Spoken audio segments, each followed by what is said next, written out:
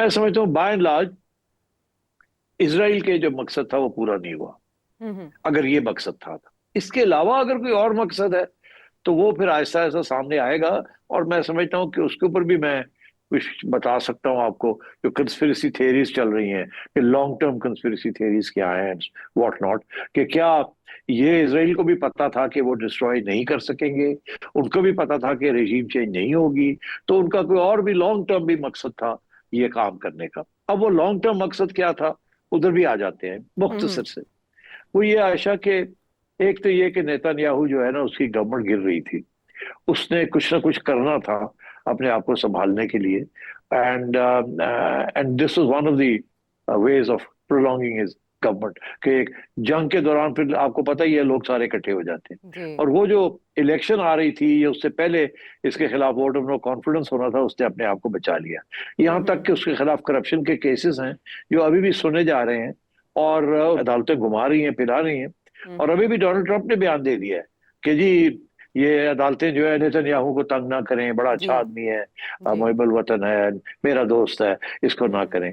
तो एक तो नेतन्याहू की अपनी हुकूमत, अपनी जात का भी इंटरेस्ट था कि मैं कुछ ऐसी चीज करूं जिसके साथ अटेंशन डाइवर्ट हो जाए, लोग मेरे पीछे खड़े हो जाए।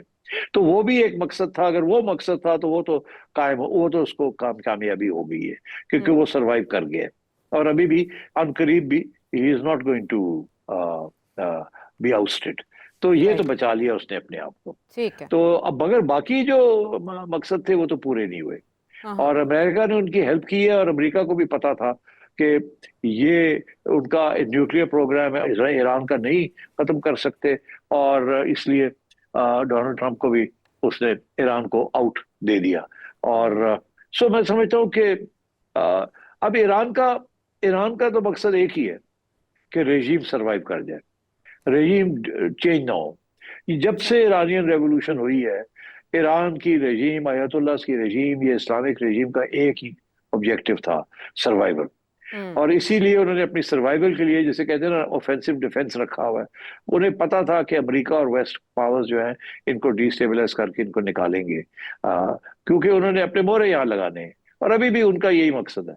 तो इसलिए ईरानियन गवर्नमेंट जो है वो हर किस्म की कॉम्प्रोमाइज करेगी, जो करनी पड़ी अगर मजबूरी के तहत। मगर वो उसकी सब, survival is the most important thing, और वो सर्वाइव कर गई है। So I think Iranians have succeeded in surviving. नुकसान तो होना ही है इस किस्म की जंग के अंदर, जी। नुकसान हुआ भी है। हम्म। मगर क्या मकासद किसके पूरे हुए?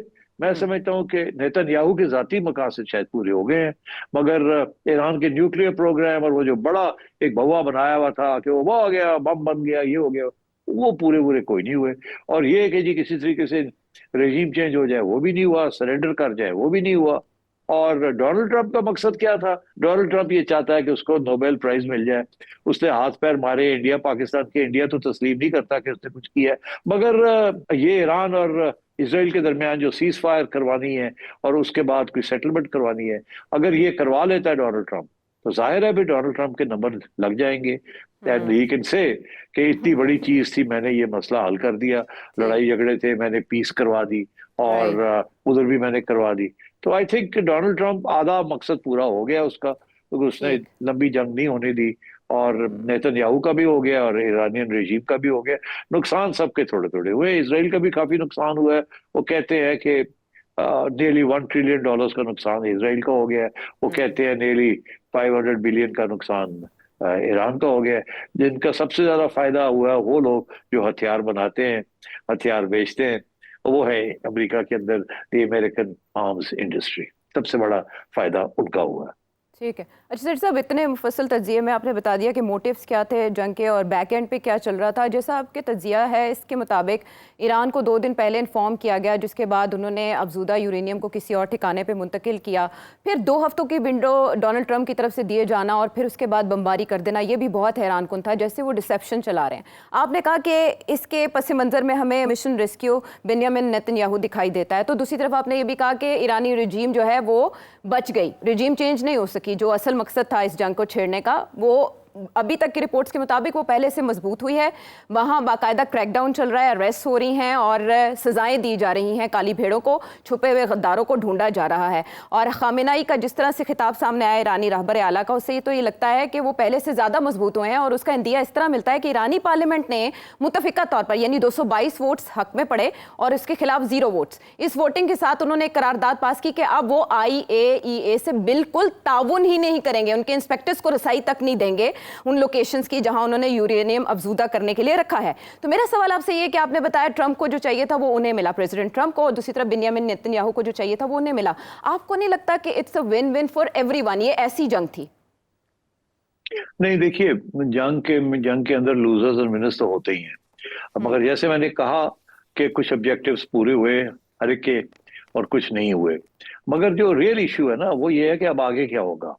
आगे ये हार जीत की बात नहीं है, आगे ये है कि अमेरिका ये चाहता है, जो कि अमेरिका की जीत होगी या डोनाल्ड ट्रंप की जीत होगी अगर उसको मिलती है, कि ईरान को कंपेल कर दिया जाए कि जी वो अब बिल्कुल यूरेनियम एनरिचमेंट नहीं करेगा। अच्छा। और ये डील की जाए। और ईरान का ये कहना है कि हम इंस्पेक्टर्स को भी अलाउ करेंगे अगर डील होती है तो, मगर हम अपनी इनरिचमेंट को खत्म नहीं करेंगे। अलबत्ता ये कि जैसे पहले हमने वेपन्स ग्रेड इनरिचमेंट तक नहीं की थी, अभी भी नहीं करेंगे। अच्छा। और ये बाय द वे ये अमेरिका भी तस्लीम करता है कि 2003 के बाद जब तक ये अग्रीमेंट थी और उसके बाद भी जब ये हुआ तो ईरान ने कोई खास इनरिचमेंट नहीं की। ये जो 60% की बात हो रही है, ये प्रोपेगेंडा हो रहा है ईरान के खिलाफ कि उन्होंने 60% बना ली, ये उसी किस्म की ड्रामा है कि जी वो जो 10 साल 15 साल से 20 साल से चल रहा है कि 6 महीने के बाद ये न्यूक्लियर वेपन बना लेंगे। अच्छा। मैं ये समझता हूँ कि ऐसी सिचुएशन नहीं है। अलबत्ता ये है कि ईरान अगर चाहे तो उन्होंने इतने इन्वेस्टमेंट कर लिए यूरेनियम की कि वो बना सकते हैं। मे बी उन्हें 6 महीने लग जाए या साल लग जाए अगर आज फैसला हो। मगर मैं समझता हूँ जो अग्रीमेंट आने वाली है उसमें ना ईरान की पूरी बात मानी जाएगी ना अमेरिका की पूरी बात मानी जाएगी। अमेरिका की पूरी बात ये होगी कि खत्म, ऑल एनरिचमेंट खत्म, all plants locked up, inspectors हर जगह पे। और ईरान का ये होगा कि नो, एनरिचमेंट पीसफुल पर्पसेस के लिए होगी, आपकी इंस्पेक्शंस और सख्त कर दें, दैट्स फाइन, हमें कोई इतराज नहीं है, बिकॉज हमारे इरादे ठीक नेक है, हम नहीं बनाना चाह रहे। मगर हमारे से सैंक्शंस जो हैं, जो हमारी इकोनॉमी को जिन्होंने डिस्टर्ब किया हुआ है और टाइट किया हुआ है और हमें बड़ी सख्त तकलीफ है, हमारे ऊपर जो सैंक्शंस हैं specially on the export of oil, वो खत्म किए जाए। तो आई थिंक असली जो गेम है वो वहां जाएगी कि ईरान को अब कितनी सहूलत मिलती है for not reverting back to a full fledged nuclear enrichment process. तो उसके अंदर यही होगा कि डोनाल्ड ट्रंप ये कहेगा कि देखिए I am a man of peace, मैंने 2 जंगें रोक दी, अब मैंने ईरान के साथ भी एक डील थी वो कैंसिल करके उससे बेहतर डील कर ली। और वो बेहतर डील ये है कि ईरान जो है वो अब इन्वेस्टमेंट जो है वो बिल्कुल बहुत कम करेगा और हम इसको सेट करके रखेंगे।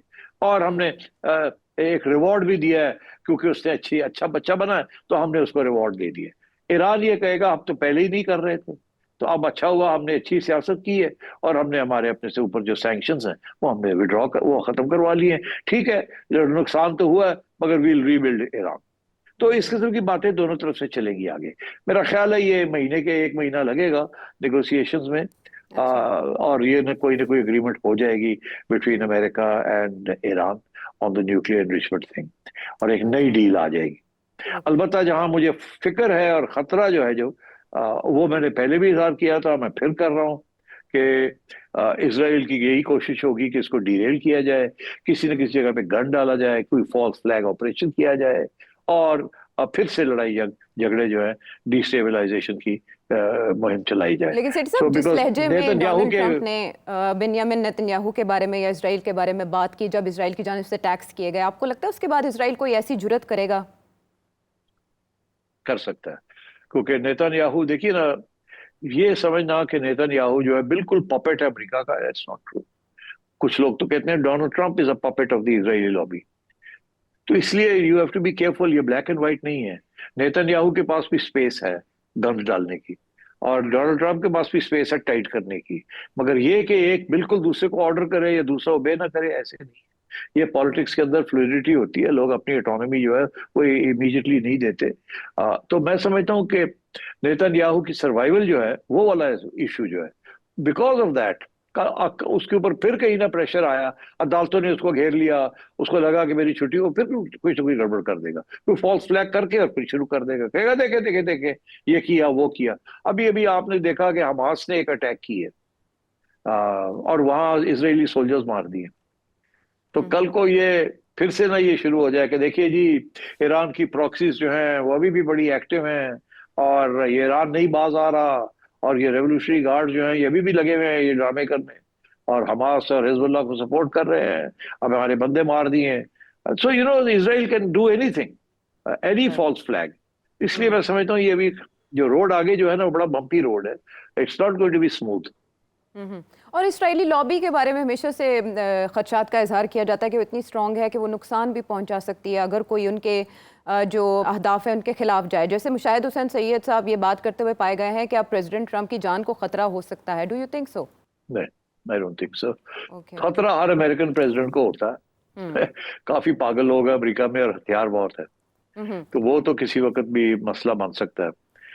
मगर जो लोग इस किस्म के काम करते हैं ना वो actually they are supporters of Donald Trump. ठीक है। वो जो राइट विंग ग्रुप्स है ना वो उस किस्म के लोग होते हैं जो करते हैं। इसलिए मेरा ख्याल है कि डोनाल्ड ट्रम्प को खतरा तो नहीं है उस किस्म का। मगर देखिए एज आई सेड अमेरिका में तो सभी को खतरा है, इतने गन्स हैं वहाँ, और इतने गुस्से वाले लोग हैं, और इस किस्म के हर दूसरे दिन वहाँ स्कूलों के ऊपर बच्चों के ऊपर हमले हो जाते हैं, जी। सड़कों के ऊपर हो जाता है। So you can never rule out assassination ठीक है। Of an American president.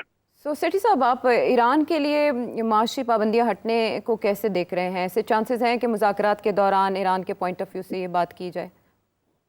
जी बिल्कुल, मेरा ख्याल है होगी। ऑलरेडी ट्रंप ने इंडिकेट किया है कि हमें कोई इतराज नहीं है अगर ईरान जो है चाइना को तेल बेचे। चाइना सबसे बड़ा ईरान का बायर है ऑफ ऑयल, हालांकि एम्बार्गो है, मगर और ईरान खुफिया तौर पे वो चाइना को देता है। तो मगर डोनाल्ड ट्रंप ने कहा हमें कोई इतराज नहीं है, आफ्टर ऑल कोई ऐसी बात नहीं है। और इसी तरीके के साथ उन्होंने इंडिया को इजाजत दी हुई है कि आप ईरान से खरीदें।